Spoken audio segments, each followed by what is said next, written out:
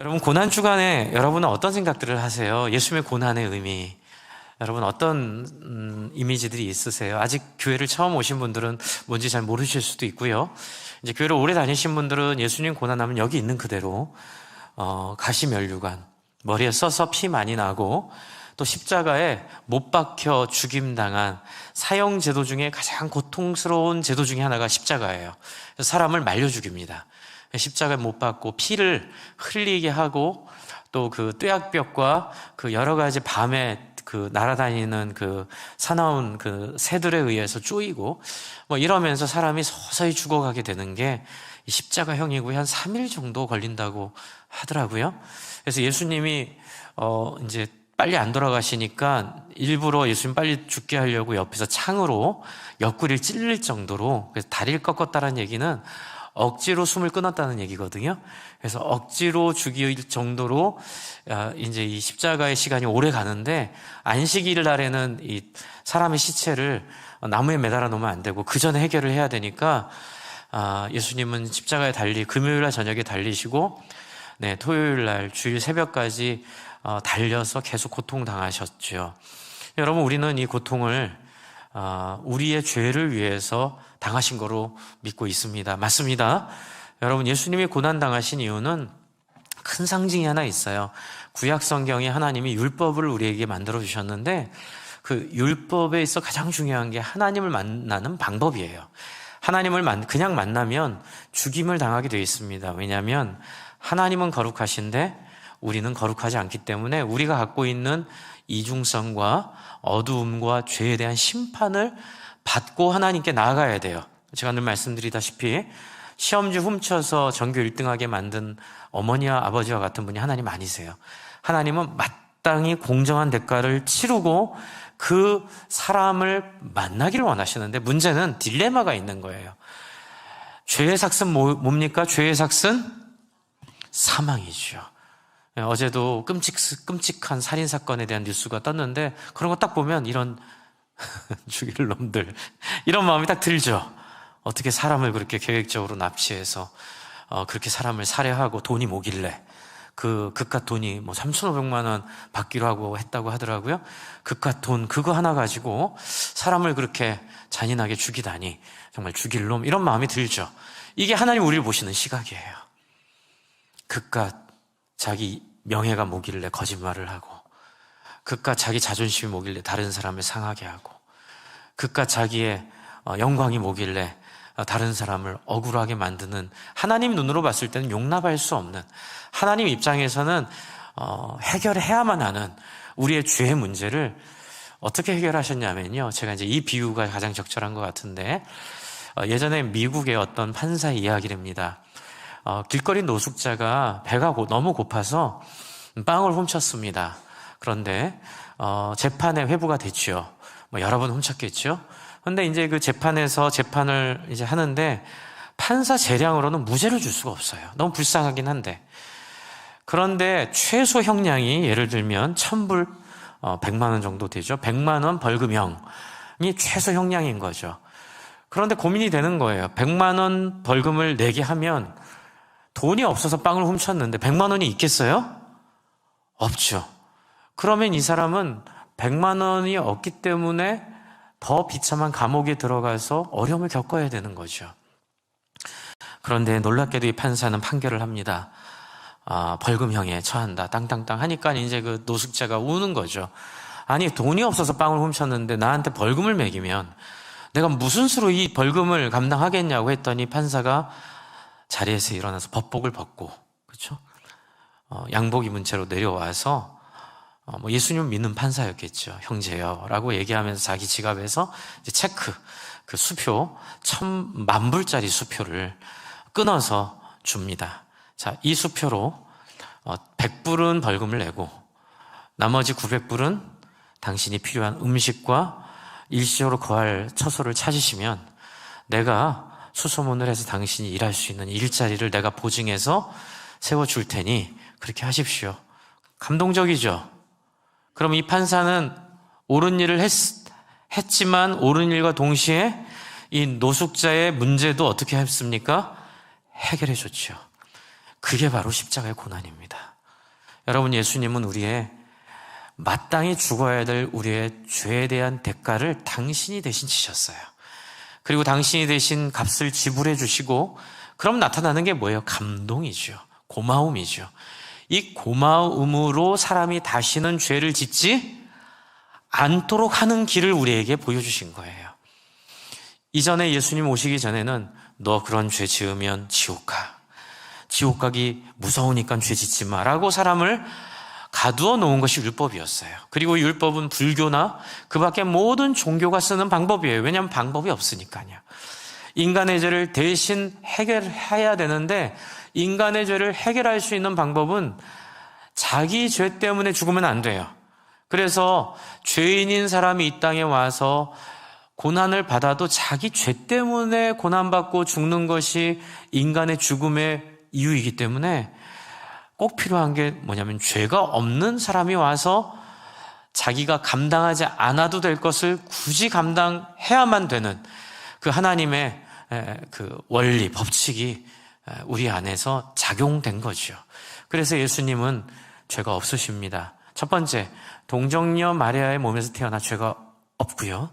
두 번째, 그럼에도 불구하고 유혹과 그 예수님이 인간적인 몸으로 느낄 수 있는 배고픔, 그리고 그가 느낄 수 있는 명예욕, 그가 느낄 수 있는 모든 욕망과 욕구를 세 가지 시험을 통하여 예수님이 무릎 꿇지 않는 모습을 보여주셨어요. 배고픈데 굶어 죽더라도 옳은 일을 위해, 빵을 위해 양심을 팔지 않았고요. 이익을 위해 살지 않았죠. 두 번째는 사탄이 높은 데서 뛰어내리라고 자극을 하죠. 유명해지라고. 그런데 예수님은 그 유혹에 넘어가지 않으셨죠. 세 번째는 제가 이제 늘 비유하는데, 여러분 다 속고 사는 겁니다. 돈이 여러분의 행복을 줄 거라고 사탄이 거짓말해요.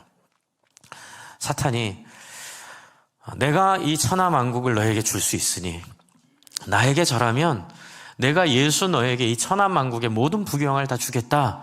그러자 예수님이 거기에 속아 넘어가지 않으시죠. 그래서 이 세 가지 유혹을 예수님이 이겨내시자 그때 비로소 천사들이 나와 시종을 들고 예수님이 비로소 메시아로서의 사역을 시작할 수 있게 됩니다. 여러분, 예수님은요, 죄 안 짓게 태어난 분이 아니라요, 하나님 사랑으로 죄를 이겨내신 첫 번째 분이세요. 아담이 우리의 죄의 첫 번째 인간이 된 것처럼 예수님은 죄를 이긴 첫 번째 존재가 되셨어요. 그래서 그분은 십자가를 질 이유가 전혀 없게 됐습니다. 십자가는 제가 져야죠. 여러분이 져야죠. 그러나 그분은 십자가를 질 이유에 하나의 이유도 없는 분인데 그분은 십자가를 스스로 지셨어요. 그래서 어떻게 해요? 우리의 죄를 대신 용서해 주시려고. 그래서 구약에 율법에서는 하나님께 나가기 전에 꼭 해야 되는 게 있었습니다. 그게 뭐냐면 제물을 드려야 되는데, 양부터 비둘기부터 시작해서 양 그리고 소에 이르기까지 그 제사의 크기에 따라, 또 감사한 건 그 제사를 드리는 그 가족의 경제 형편에 따라 돈이 없으면 가장 싼 비둘기나 그런 것으로 제사를 드리고, 돈이 많으면 양이나 이런 좋은 것들로 제사를 드려도 똑같은 제사인, 이제 그런 길을 열어주셨고, 이제 가장 중요한 그림은 대제사장이 1년에 한 번 제사 드릴 때 소를 잡습니다. 네. 소를 잡는데 얼마나 큽니까? 사람의 2배, 3배잖아요. 여러분 상상해 보셨어요? 도살장 혹시 가보셨습니까? 도살장. 저는 마장동 옆에 살아서 가끔 지나다녀 봤어요. 근데 피비린내. 그것만 있지 않아요. 오물 냄새 납니다. 네. 그 도살장에선. 그런데 그 예배당이 도살장이 되는 거예요. 그래서 그 성전 앞에서 소의 각을 뜹니다. 뼈와 뼈 사이를 다 띄어놔요. 이유는 뭐냐면 확실히 죽었다는 걸 보이기 위해서. 그래서 내장에 있는 모든 것들을 긁어다가 다 불로 태워버리고요. 그래서 완전히 죽었다는 사실을 확인시킵니다. 그리고 대제사장이 1년에 한 번 지성소에 들어가 예배를 드리는데, 이 제사를 제대로 안 드리면 하나님이 거기서 또 죽게 하세요. 그래서 제사장은 이 옷에다가 방울을 달고 들어갑니다. 왜냐하면 들어가서 죽을 수도 있기 때문에 딸랑딸랑 소리가 안 들으면 그 방울에 연결된 줄을 끄집어서 사람들이 끌어내야 될 정도로 하나님은 엄격한 죄와 우리의 책임의 관계를 명확하게 정해주셨어요. 그래서 여러분, 불교도 추구하는 바가, 논자, 맹자, 공자도 추구하는 바가, 그 원래 정신이 모든 종교가 추구하는 바가 하나죠. 자기의 욕망과 죄를 인간이 극복할 수 있느냐. 이 문제가 결국 우리의 번민, 우리의 삶의 고통과 연관되어 있기 때문에 시도해보지만 됩니까? 안 되지. 내가 죽어야 해결이 되기 때문에 죽기 전에는 아무리 무엇을 하려고 해도 내 죄의 대가를 해결하지 않았기 때문에 해결이 어렵습니다. 그것을 바로 예수님이 십자가로 대신 죽으심으로 말미암아 불교에서 그렇게 꿈꾸던 해탈을, 그렇죠, 또 많은 공자나 맹자나 논어나 이런 데서 말하는 인간의 존엄, 인간이라면 마땅히 이렇게 살아야 된다는 그 인간의 마땅한 모습을 예수님이 십자가의 죽으심으로 말미암아 살 수 있는 기회를 주셨어요. 이제 그게 바로 십자가의 의미이고 예수가 당한 고난의 상징입니다. 그래서 우리는 예수님의 고난을 배워야 되고 예수님의 고난을 따라가야 되는데, 여기서 잠깐, 단순히 예수님이 십자가에 죽으신 대속의 죽음은 더 이상 할 필요가 있을까요? 없을까요? 할 필요가 없습니다. 그걸 오해하시면 요즘에 가끔 TV에 나오는 필리핀의 어떤 목사님들 십자가에 매년 한 번씩 못 박혀 보이시잖아요. 그러다가 돌아가신 분도 계세요. 그게 고난이라고 착각하는 거예요. 그래서 여러분, 미션이란 영화 보시면 카톨릭 신부가 이렇게 고난을 흉내낸다고, 예수님의 육체적 고난을 흉내낸다고 막 그 짐들을 지고 그 폭포를 기어 올라가는 그 이제 수행.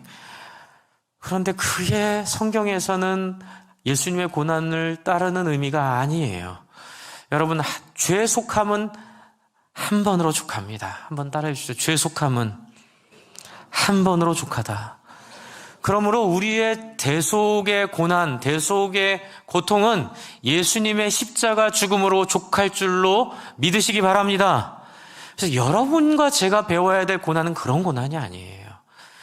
어떤 고난이냐면요, 그리스도로 말미암아 예수의 단 한 번의 고난으로 자유케 된 인간이 되었기 때문에 감수해야 되는 고난이 남아있는 거예요.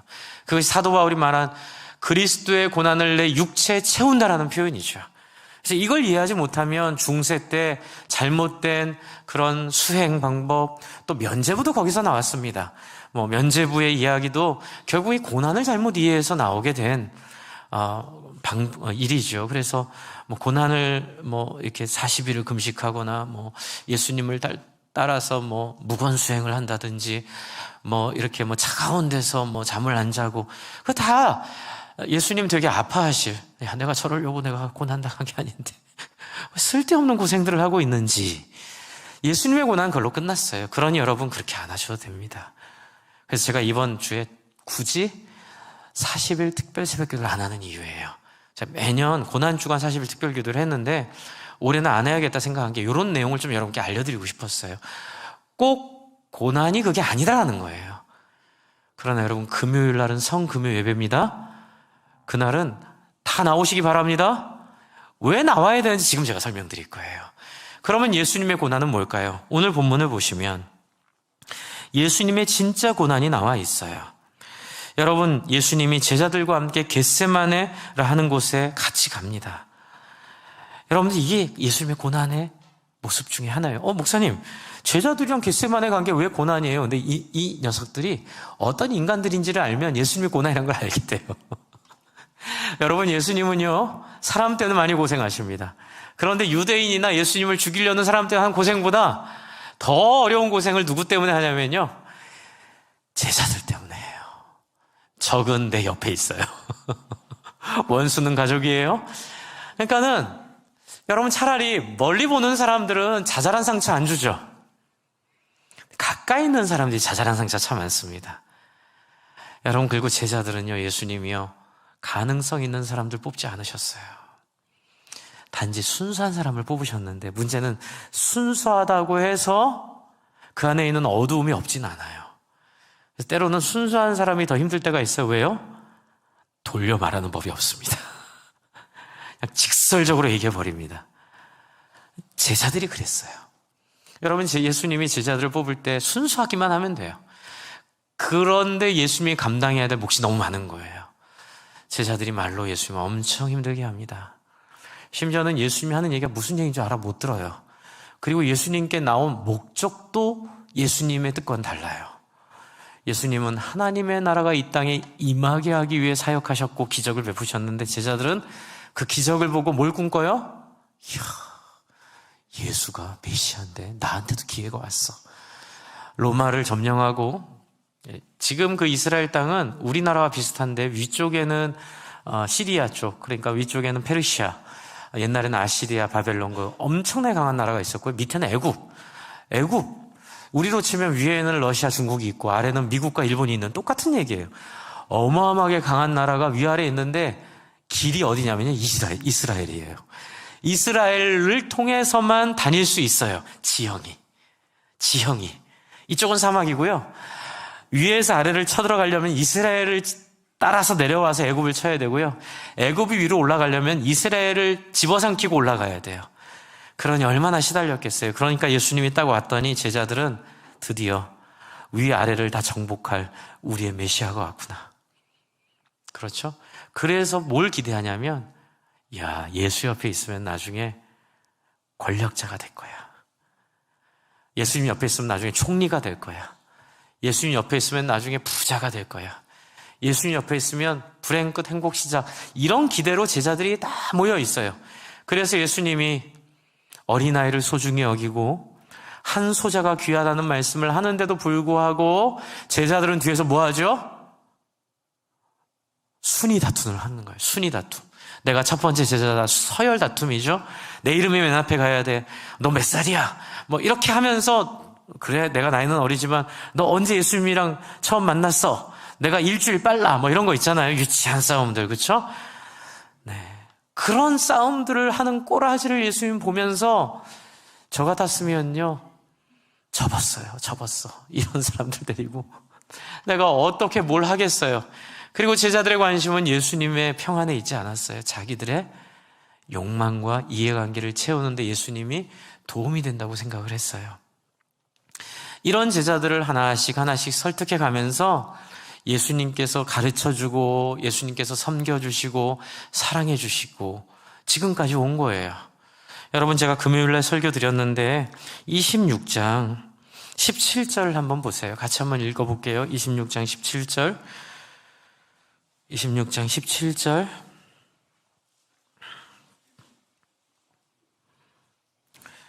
같이 읽습니다. 시작.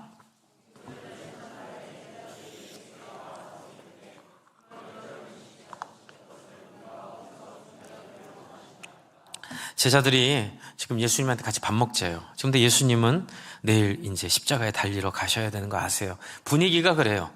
지금 유대인들은 회의를 다 끝냈고 가룟 유다는 예수님을 팔기 위해 예수님을 팔아넘길 장소를 지금 모색하고 있고, 예수님 이거 다 알고 계세요. 그런데 가룟 유다가 섞인 그 제자들이 예수님한테 밥 먹재요. 예수님 밥 먹고 싶었겠어요? 누구랑 밥 먹고 싶었을까요? 앞에 한번 보세요. 26장 6절부터 13절까지 한번 좀 같이 읽어볼까요? 한번 같이 읽겠습니다. 6절부터 13절까지입니다. 6절부터 13절 시작.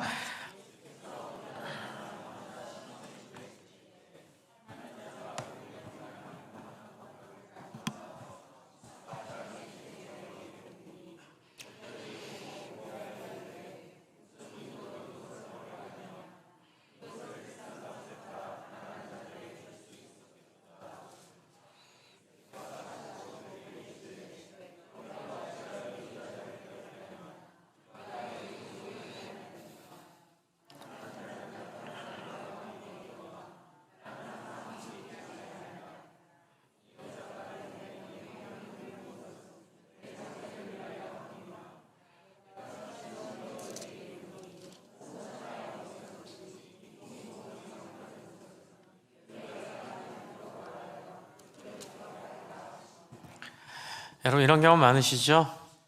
어떤 사람들과의 관계를 맺는데 내가 원하는 거를 안 해주는 핑계로 그럴듯한 핑계를 대면서 결국 자기들이 원하는 대로 하고 싶어 하는, 저를 이용하는 경우들 경험하시죠? 네, 그때 이제 부모님들 같은 경우는 자식들한테 너 결국은 그것 때문에 그러지 이렇게 얘기할 수는 있죠. 그러나 사회나 우리의 관계 속에서는 그렇게 말할 수도 없게 만드는 인간만이 이럴 수 있어요. 굉장히 이거 음흉한 겁니다. 그것도 특별히 한국 사회에 강해요. 이제 저도 영국 생활 한 3년 해봤고요. 호주 생활 한 3년 해봤는데, 이제 제가 영국에서 만났던 목사님들이 한결같이 하는 말이, 여러분도 마찬가지예요.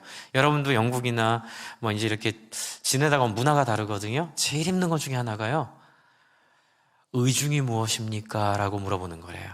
영국 생활하고 들어왔는데 한국에 있을 땐 잘 몰랐을 때요. 저도 그런 것 같아요. 한국에 있을 땐 우리가 이 사회에 사니까 우리의 말과 우리의 의도가 다른 것들을 우리는 너무 당연하게 생각하고 살았죠. 그런데 이제 문화가 달라요. 그쪽은 아무래도 기독교 부흥의 흔적들이 좀 있어요. 예면 예, 아니면 아니요. 그래서 저도 교수님이 저한테 너 이거 열심히 해와 그러면 그거면 열심히 하면 돼요.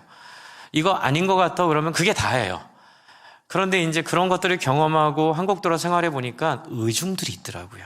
저도 그렇고요. 체면이 있어 차마 말은 못하는데 말은 A라고 해놓고 진짜 원하는 건 B예요.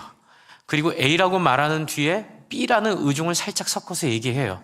사람 미치는 겁니다. 이게 얼마나 힘든 건 줄 아세요? 제가 우리 원로 목사님이랑 너무 행복하게 잘 지낼 수 있는 건 우리 원로 목사님 그런 분이 아니라서 그래요. 감사합니다. 정말 원로 목사님 같은 분이 안 계세요, 별로. 한국 사회에. 다들 내가 원하는 걸 얘기하면 좋겠는데 그 얘기는 못하겠고 뒤로 이렇게 좋은 얘기 다 하고 마지막 힌트 하나 싹 준데 그거 못 알아챘다고 공격하게 될 때에, 근데 여러분, 이 예수님이 경험한 제자들이 그런 모습을 갖고 있는 거예요. 싫은 거죠. 왜 싫어요? 아까운 거예요. 저거 예수님한테 드리면 내가 관리할 텐데, 이 향유 옥합이 한 2천만 원 정도 되는 예물이랍니다. 2천만 원 정도 되는 예물을 왜 예수한테 써먹지? 여러분, 이상하죠. 자기들은 예수의 제자인데 예수님이 지금 돌아가실 거를 이 여인은 알고 이것을 붓는데 이 제자들은 예수님 돌아갈 거라는 생각을 안 해요. 왜냐하면 자기들이 답이 없어요. 그러니까 자기들은 어떻게 해서라도 예수는 안 죽게 만들려고 그러고, 심지어 베드로는 칼을 뽑아가지고 대항을 하다가 예수님한테 혼나잖아요. 그러니까는 이 제자들은 지금 자기 의로 자기 욕심으로 가득 차 있어요. 그런데 이 여인은, 그리고 이 여인을 위시한 많은 그룹이 있었어요. 예수님 주변에 있었던 이 순수한 그룹들이 있어요. 근데 예수님의 마음 같아서는 이 사람들이랑 같이 다니면 좋겠는데, 그러면 역사가 일어나요? 안 일어나요? 안 일어나요. 어떤 역사? 우리 안에 있는 이 이중성을 끊어내는 역사. 그 예수님이 우리가 겪고 있는 이 인간관계 속에서 우리가 지쳐하고 힘들어하는 이 모든 삶의 한계를 극복하는 역사가 끊어지지 않고 또 좋은 사람끼리 모이게 돼요. 그래서 예수님은 이를 꽉 악무시고 제가 보여요. 예수님 마음이 보여요. 예수님 너무 피눈물 나는 거예요, 마음에서. 이 자식들이, 죄송합니다, 이 자식들이 저 돈이 욕심이 나가지고 나를 이렇게 섬기는 이 여인을 욕보이고, 그렇죠? 어디 니들이 정말 나 생각한다면 니가 얘기하겠어, 뭐 이런 마음이 여기까지 오는 거예요. 여러분, 예수님은 이 여인들과 여인들 주변에 있는 사람들과 밥 먹고 싶으셨을 거예요. 그런데 그렇게 안 하세요. 왜요? 예수님 보여줄 고난이 있기 때문에 그래요. 예수님 우리에게 보여줄 길이 있기 때문에 그래요. 그래서 모범을 보이시려고 조교 앞으로 해서 조교의 이 신속한 동작을 따라서 하기 위해서 예수님 자기의 임무 때문에 눈물을 머금고 고통을 이겨내며 이 제자들의 위선적인 식사 초대에 기꺼이 동참하세요. 그래서 예수님은 제자들이 밥 먹자고 했을 때 식사를 그들과 함께 하십니다. 더 놀라운 것은 여러분 14절, 15절, 16절, 26장 14, 15, 16절을 보세요. 가룟 유다가 대제사장들에게 이때 가서 예수를 팔기로 결정하고 예수를 팔아넘길 계획을 세우고 예수랑 같이 밥 먹자 그러는 거예요. 그런데 요한복음에 보시면 우리 원로 목사님 늘 하셨던 얘기 있죠? 같이 해볼까요? 끝까지. 시작.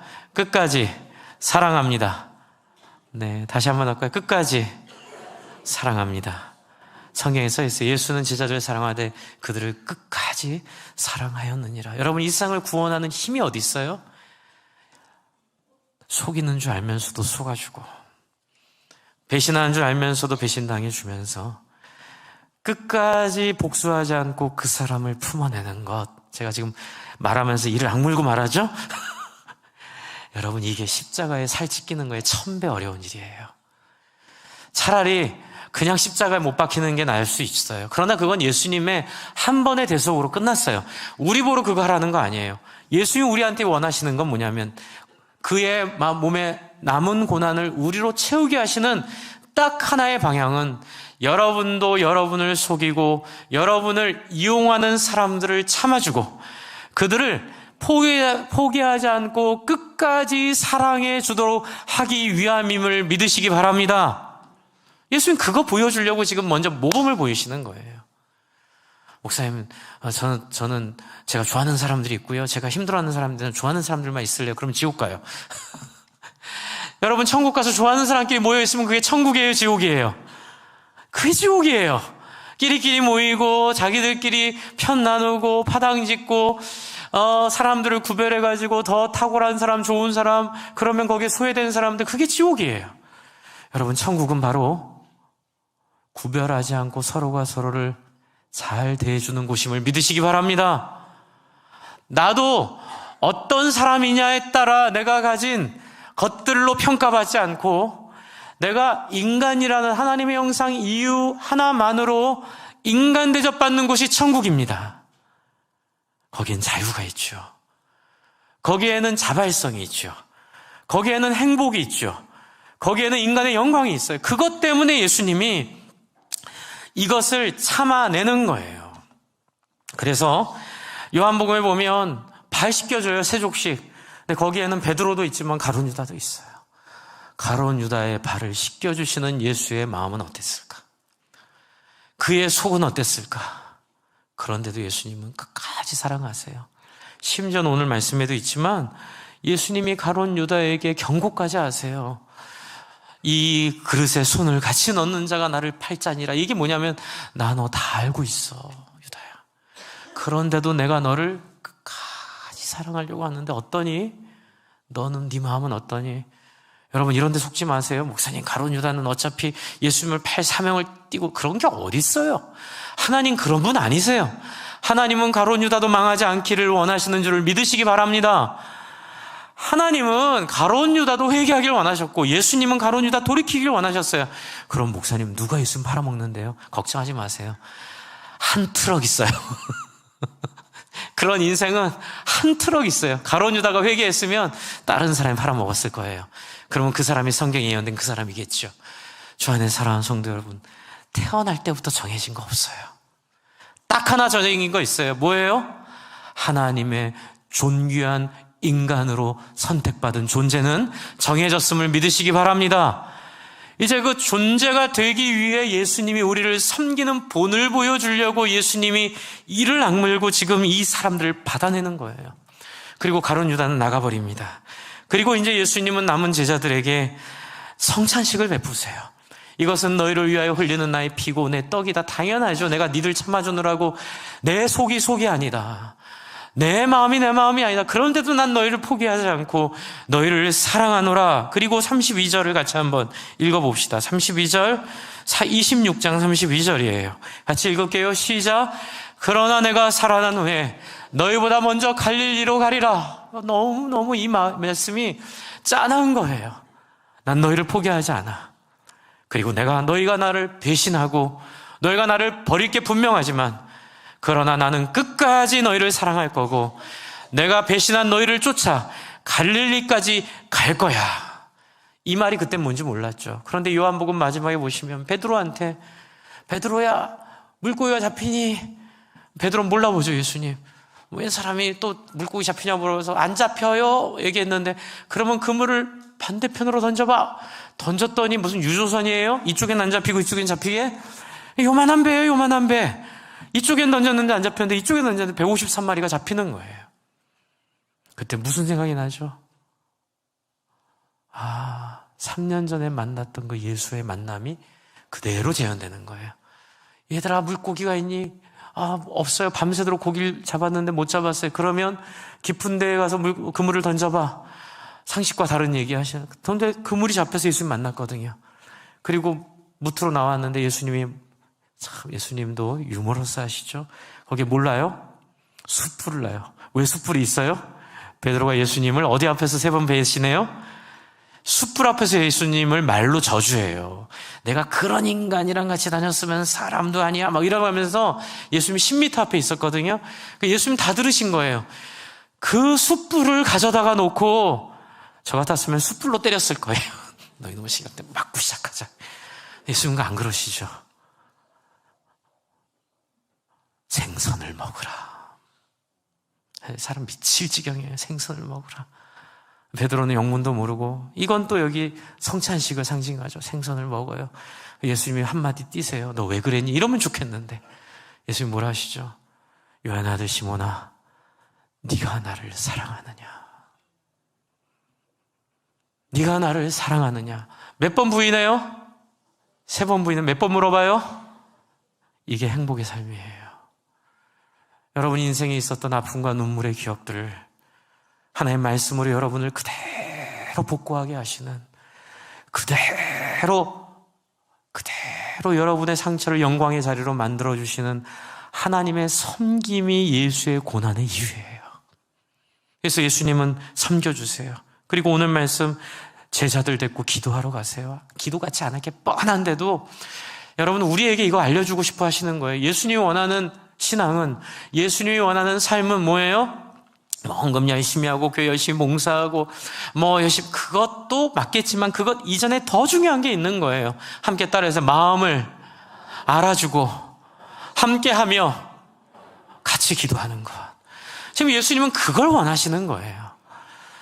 내가 지금 죽으러 가야 되는데, 내가 너무 마음이 힘든데, 내가 기도하러 가는데 나와 함께 기도해 줄 수 있겠니? 그런데 제자들이 3번이나 못 알아먹어요. 이런 놈들을 봤나. 근데 제 모습이죠. 여러분 교회 생활하면 안 따라주는 사람도 있어요. 목자 목녀님들의 사역이 외로워요. 목회자의 사역도 마찬가지죠. 또 여러분이 VIP 섬길 때 그럴 때가 있어요. 그러나 여러분 그 길 처음 가시는 거 아니에요. 예수님이 먼저 가셨기에 여러분도 가고 있는 거예요. 그러니 여러분 격려 받으시기 바랍니다. 그 길이 괜찮은 길이에요. 그렇다고 여러분 거기서 좌절할 필요 없어요. 왜요? 예수님이 이런 상황에도 멘탈을 지킬 수 있었던 비결이 하나 있어요. 어떤 비결일까요? 같이 해주세요. 나를 사랑하시고 인정해 주시는 하나님을 뵙는 것, 이게 비결이에요. 제가 고등학교 때 우울증에 걸려서, 전 중학교 때부터 우울증이 왔어요. 죽겠다 이런 생각을 한 게 아니고요. 항상 잘 때 안 깨어났으면 좋겠다 이 생각을 하면서 심지어는 3일 연속 잔 적도 있어요. 일어나는 게 지옥인 거예요. 그래서 왜 수면제를 먹는지 그때 느낌을 알았거든요. 그런데 어느 날 교회를 나갔고 거기서 기도하는 법을 배웠고 이런 메시지를 들었어요. 하나님 앞에 나아가면 하나님이 승준이를 기뻐하시고 받아주신다. 그래서 믿고 기도했는데 놀랍게도 하나님을 만났어요. 만나는 순간 제가 갖고 있는 열등감이 사라져버리는 거예요. 제 안에 있던 상처들이 사라져버리는 거예요. 제가 초등학교 때까지 전교 1등 하다가 중학교 1학년 전교 1등 하다가 2학년 때부터 반에 33도로 꼬꾸라졌거든요. 그리고 이제 바닥을 기니 제가 가졌던 그 확신에서 얼마나 제가 슬펐겠어요. 우리 엄마는요, 머리에 하얀 띠 메고 들어 누우셨어요. 저희 어머니 2번 들어 누우셨어요. 제가 전교 1등에서 반에서 30cm 떨어질 때 들어 누우셨고요. 제가 고등학교 2학년 때 목회자 하겠다 할 때 들어 누우셨어요. 그 정도로 절망적인 상황. 그런데 하나님 딱 만났는데 하나님이 넌 나의 소중한 자야. 내가 너를 만들었고 너는 나의 최고의 작품이야. 근데 하나님 공부 못하면 앞으로 어떻게 먹고 살아요? 걱정하지 마. 네가 어디로 가든지 내가 너와 함께 할 것이고 필요하면 공부도 하게 할 거야. 필요 없으면 다른 데 쓸 거니 지금 네 있는 모습 그대로 너는 나의 사랑이야. 제가 확 바뀌어버렸어요.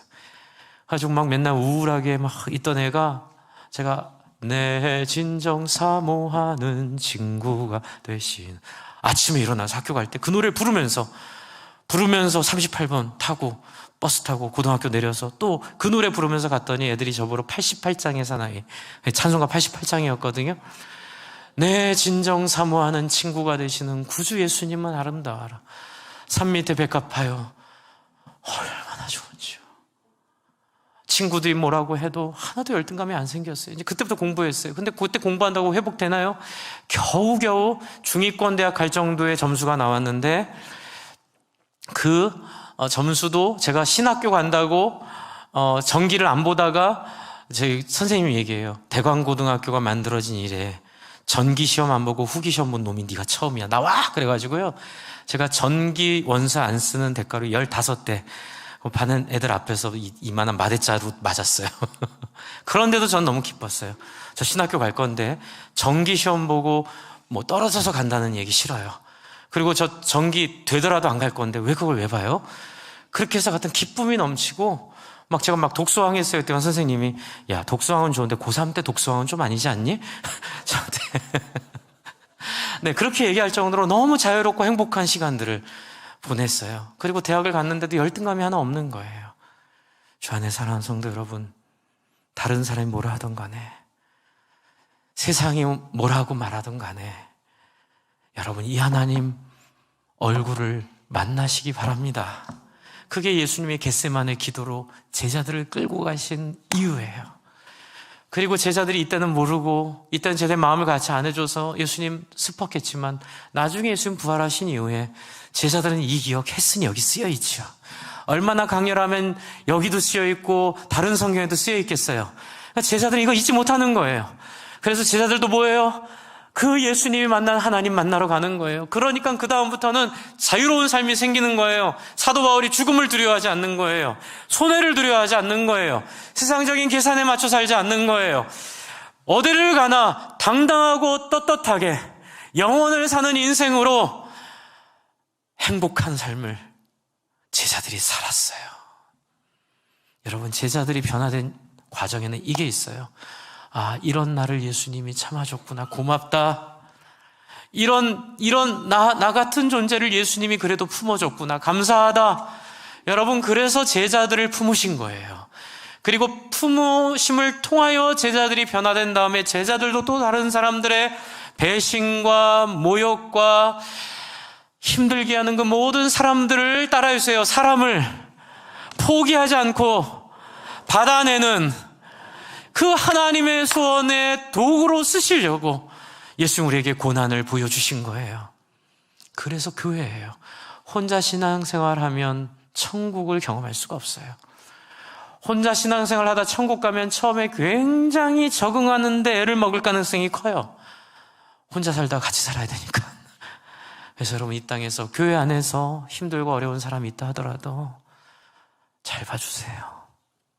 내 얘기 뒤에서 안 좋은 얘기 하고 다닌다는 소문이 들어도 그 소문을 그렇게 안 좋게 얘기한 사람이 나쁜 게 아니고요. 그 소문을 낸 사람이 나쁜 사람이에요. 네, 그러니까 그렇게 이해하시고 미워하지 마시고 그 소문 낸 사람도 불쌍히 여기시고 여러분이 마음에 철갑을 두르시기 바랍니다. 저한테 하는 얘기예요. 철갑을 두르시고요. 여러분 열심히 포기하지 말고 지치지 말고 예수의 고난에 동참하는 우리가 되기를 바랍니다. 그래서 금요일날 열일 제치고 나와주세요. 그리고 지금 한 100분 정도가 온라인 예배에 계속 머물고 계시거든요. 병원에 있거나 정말로 나올 수 없는 상황이 아니면 열일 제치고 예배 현장으로 나오셔야 돼요. 왜요? 고난은 다른 사람을 섬기기 위해 내가 하고 싶은 걸 안 하고 내가 하기 싫은 걸 하고 내가 뭔가 대가를 지불하고 뭔가를 했을 때 그때 파워가 생기고 능력이 생기고 그때 천국을 경험할 수 있기 때문에 그래요. 온라인에만 머물러 있으면 평생 미루다가 끝납니다. 또 마지막으로 목자 목료 세워주시는 분들 잘 세워주시고요. 헌신해 주시고요. 지금 목자 목녀로 고민하는 분들 부탁드려요. 열심히, 당연히 못하죠. 누가 잘해요. 순종하고 세워주시고, 그리고, 세미나. 세미나 다녀와 주세요. 예. 저 너무 힘들어요. 세미나 다녀오라고 친절하게 말씀드렸더니 친절하게 다들 안 가시더라고요. 근데 핑계라고 할 수는 없지만 다들 목사님, 2박 3일 너무 힘들어. 그럼 여행은 왜 가세요? 여행 가지 말라는 얘기는 아니지만 그것보다 훨씬 좋다니까요. 그리고 애들 좀 봐주세요. 평소엔 그렇게 엄마 아빠한테 잘 맡기고 가더니만 꼭 세미나 갈 때는 그럴 수는 없다 그러네요. 그래서 뭐라 못하겠는 거예요. 좀 맡기고 가주시고 좀 섬겨주시면 놀라운 역사가 일어날 줄로 믿습니다. 물론 안 하셔도 저는 버티고 이게 내 몫이구나 하고 좀 빨리 죽으면 되죠. 한 4, 5년 더 죽을 거예요. 빨리 죽을 거예요.